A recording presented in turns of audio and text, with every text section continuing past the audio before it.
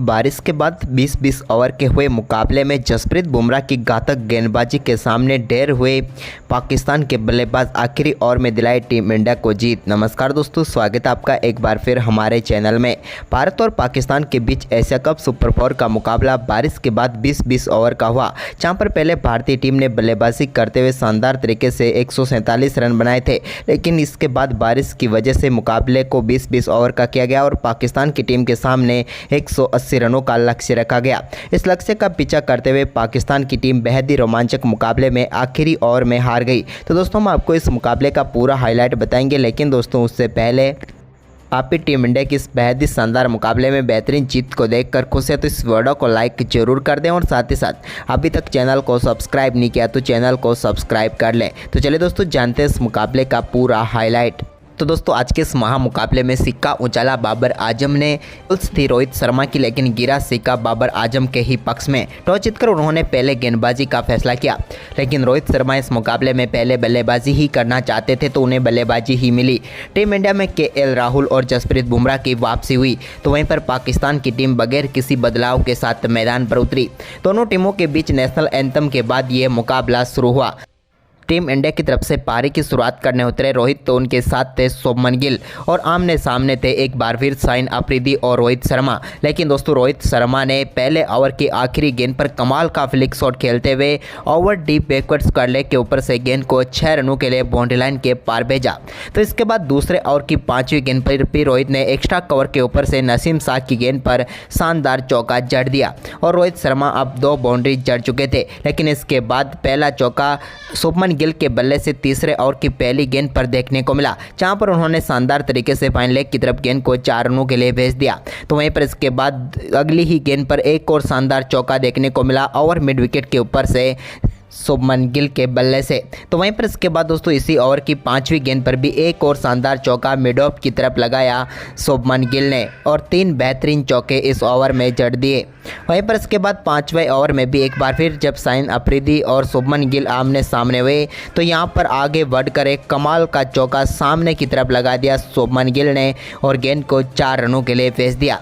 तो दोस्तों 5वीं गेंद पर भी शुभमन गिल के बल्ले से एक और शानदार चौका इस बार भी देखने को मिला और उन्होंने कवर ड्राइव के जरिए गेंद को 4 रनों के लिए भेजा।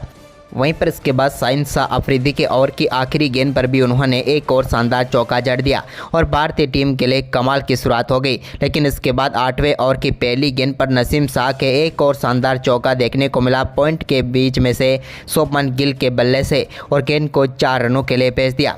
इसके बाद दोस्तों यहां पर 8वें ओवर की तीसरी गेंद पर भी एक और शानदार चौका बल्ले का एज लेकर गया। यहां पर स्लिप में मौका था, लेकिन यहां पर कोशिश ही नहीं की पाकिस्तान के फील्डर ने और एक और चौका यहां पर मिला शुभमन गिल को। इसके बाद दोस्तों गिल ने 9वें ओवर की दूसरी गेंद पर भी एक और शानदार चौका फाहिम अशरफ की गेंद पर लगाया और लगातार बाउंड्रियां जारी रही। लेकिन 10वां ओवर डालने आए नसीम शाह की तीसरी गेंद पर रोहित ने भी शानदार शॉट खेलते हुए मिड विकेट की तरफ गेंद को 4 रनों के लिए भेज दिया। तो वहीं पर चौथी गेंद पर उन्होंने एक और शानदार शॉट खेलते हुए इस बार भी और मिड विकेट के ऊपर से ही गेंद को 4 रनों के लिए भेज दिया। दोनों बल्लेबाज कमाल की शुरुआत कर चुके थे टीम के लिए और 50 रनों की पार्टनरशिप भी पूरी कर चुके थे। इसके बाद दोस्तों यहां पर शुभमन गिल के बल्ले से एक और शानदार चौका फाहिम अशरफ की गेंद पर देखने को मिला।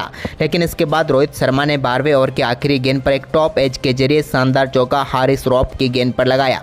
तो वहीं पर इसके बाद शानदार बल्लेबाजी करते हुए शुभमन गिल ने 37 गेंदों पर अपना अर्धशतक पूरा कर लिया।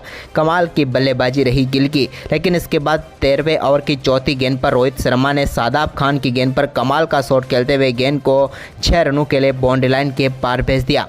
तो वहीं पर इसी ओवर की 5वीं गेंद पर भी उन्होंने एक और कमाल का शॉट खेला और इस बार भी गेंद को स्टैंड में भेज दिया और बैक टू बैक 2 गेंदों पर 2 कमाल के छक्के उनके बल्ले से देखने को मिले।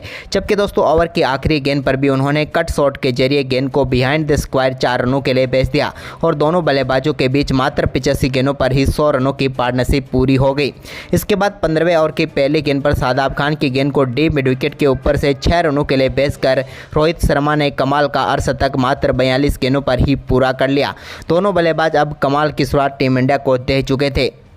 वहीं पर इसके बाद 15वें ओवर की दूसरी गेंद पर भी एक और चौका रोहित के बल्ले से देखने को मिला। लेकिन दोस्तों इसके बाद 16 ओवर की समाप्ति के बाद ड्रिंक्स हुई और ड्रिंक्स ब्रेक के बाद जब एक बार फिर मैदान पर उतरे खिलाड़ी तो यहां पर 17वें ओवर की चौथी गेंद पर शादाब खान ने रोहित शर्मा को फाहिम अशरफ के हाथों कैच कराकर पेविलियन भेजा। काफ़ी शानदार बल्लेबाजी कर रहे थे रोहित, लेकिन इस मुकाबले में 4 छक्के जड़ने के बाद वो 49 गेंदों पर 56 रन बनाकर पेविलियन लौटे और टीम इंडिया को पहला झटका लगा। उनके आउट होने के बाद यहाँ पर विराट कोहली क्रीज पर उतरे, लेकिन दोस्तों 18वें ओवर की 5वीं गेंद पर साइंस शाह अफरीदी ने शुभमन गिल को भी आगा सलमान के हाथों कैच कराकर पेविलियन भेज दिया और यहां पर भारतीय टीम को दूसरा झटका लगा। यहां पर 3 ओवर में 2 झटके लगने के बाद अब टीम इंडिया मुश्किल में आ चुकी थी, क्योंकि गिल 52 गेंदों पर 58 रन बनाकर पेविलियन लौटे। वहीं पर इसके बाद केएल राहुल और विराट कोहली ने स्कोर को आगे बढ़ाया तो 20वें ओवर की 5वीं गेंद पर एक शानदार पुल शॉट के जरिए गेंद को 4 रनों के लिए भेजा मिड विकेट बाउंड्री लाइन के बाहर केएल राहुल ने। तो वहीं पर इसके बाद 24वें ओवर की 3री गेंद पर भी उनके बल्ले से एक और शानदार चौका देखने को मिला। अब टीम इंडिया का स्कोर 24.1 ओवर में 147 रन हो चुका था। तभी दोस्तों यहाँ पर एक बार फिर इस मुकाबले में बारिश ने खलल डाली और बारिश की वजह से मुकाबला रोकना पड़ा। विराट कोहली 8 तो वहीं पर केएल राहुल 17 रन बनाकर मौजूद थे क्रीज पर, लेकिन इसके बाद बारिश इतनी तेज हुई कि मुकाबले में शुरू होने में काफ़ी देर हो गई। इसके बाद मुकाबले को सिर्फ 20-20 ओवर का ही रखा गया, यानी कि भारतीय पारी एक बार फिर शुरू ना हो पाई और पाकिस्तान की टीम के सामने डीएलएस मेथड के तहत 180 रनों का लक्ष्य रखा गया। वहीं पर इस लक्ष्य का पीछा करने उतरी पाकिस्तान की टीम की तरफ से पारी की शुरुआत करने उतरे फखर जमान, तो उनके साथ थे इमाम उल हक। टीम इंडिया की तरफ से जसप्रीत बुमराह को गेंद थमाई गई थी, लेकिन दोस्तों पहले ओवर में सिर्फ 3 ही रन जसप्रीत बुमराह ने खर्च किए और पहले ओवर में उनके सामने संघर्ष करते हुए नजर आए फखर जमान। तो वहीं पर इसके बाद दोस्तों दूसरे ओवर में मोहम्मद सिराज की गेंद पर एक चौका लगाने में जरूर कामयाब हुए फखर जमान, लेकिन 2 ओवर में इस टीम का स्कोर सिर्फ 9 रन ही हो पाया। अब तीसरे ओवर में एक बार फिर जसप्रीत बुमराह के सामने शानदार चौका जड़ दिया यहाँ पर कमाल का शॉट खेलते हुए फखर जमान ने और इस ओवर में 7 रन बनाए, लेकिन पाकिस्तान की टीम ने 5 ओवर में 27 रन ही बनाए और कोई भी विकेट नहीं गंवाया। लेकिन इसके बाद दोस्तों वो 6ठे ओवर में एक बार फिर भारतीय टीम की तरफ से रविंद्र जडेजा को ओवर सौंपा गया। तो रविंद्र जडेजा ने यहां पर पहली ही गेंद पर फखर जमान को LBW आउट करके पेविलियन भेजा। कमाल की गेंद थी, हालांकि फखर ने रिव्यू लिया लेकिन वो अपने आप को बचा नहीं पाए। फैसला अंपायर का कायम रहा और वो आउट होकर पेविलियन लौटे। उनके आउट होने के बाद क्रीज पर उतरे बाबर आजम, लेकिन इसी बीच दोस्तों इसी ओवर की आखिरी गेंद पर कमाल की गेंदबाजी करते हुए इमाम उल हक को भी पेविलियन भेज दिया रविंद्र जडेजा ने।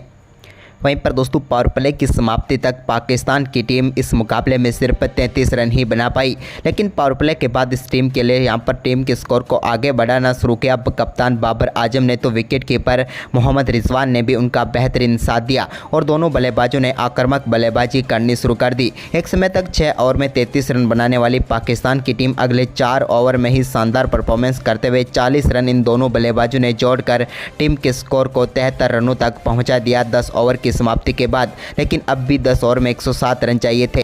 लेकिन तभी दोस्तों 11वें ओवर में कुलदीप यादव ने तीसरी गेंद पर पाकिस्तान के कप्तान बाबर आजम को बोल्ड करके पेविलियन भेजा और टीम इंडिया को एक और महत्वपूर्ण सफलता दिला दी।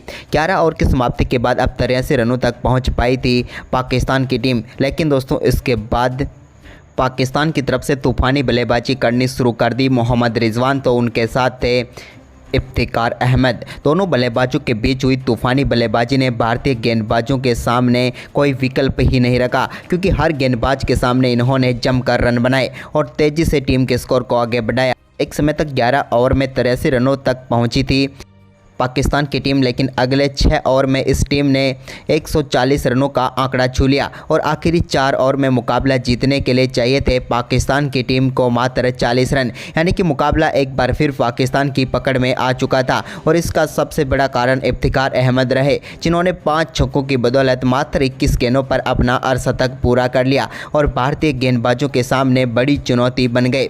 मुकाबला दोनों बल्लेबाजों ने आखिरी ओवर तक लेकर चले गए, जहाँ पर आखिरी ओवर में 16 रन चाहिए थे पाकिस्तान की टीम को जीत के लिए और स्ट्राइक पर अब आ चुके थे एक बार फिर इफ्तिकार अहमद। लेकिन भारतीय टीम की तरफ से गेंदबाजी सौंपी गई आखिरी ओवर में जसप्रीत बुमराह को, जसप्रीत बुमराह ही एकमात्र ऐसे गेंदबाज थे जो ये कारनामा कर सकते थे इस ओवर में इन रनों को बचाकर। इफ्तिखार अहमद पहली ही गेंद पर बड़ा शॉट खेलना चाहते थे, लेकिन जसप्रीत बुमराह की इस गेंद को पूरी तरह से मिस कर गए इफ्तिखार अहमद और डॉट गेंद रही। वहीं पर इसके बाद दोस्तों दूसरी गेंद पर उन्होंने कमाल का शॉट जरूर खेला, एक वाइड गेंद पर लेग साइड की तरफ, लेकिन वो गलती कर बैठे और गेंद सीधे फील्डर के हाथों में चली गई और वो अपना विकेट गंवा बैठे। उनके आउट होने के बाद अगा सलमान क्रीज पर उतरे तो उन्होंने सिंगल लिया, लेकिन इसी बीच दोस्तों चौथी गेंद पर 2 रन लेने के चक्कर में रन आउट होकर पेविलियन लौटे मोहम्मद रिजवान। अब मुकाबला टीम इंडिया की पकड़ में आ चुका था।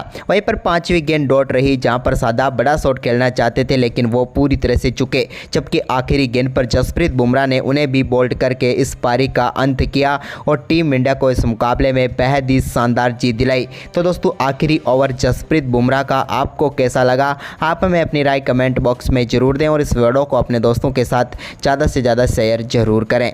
धन्यवाद दोस्तों।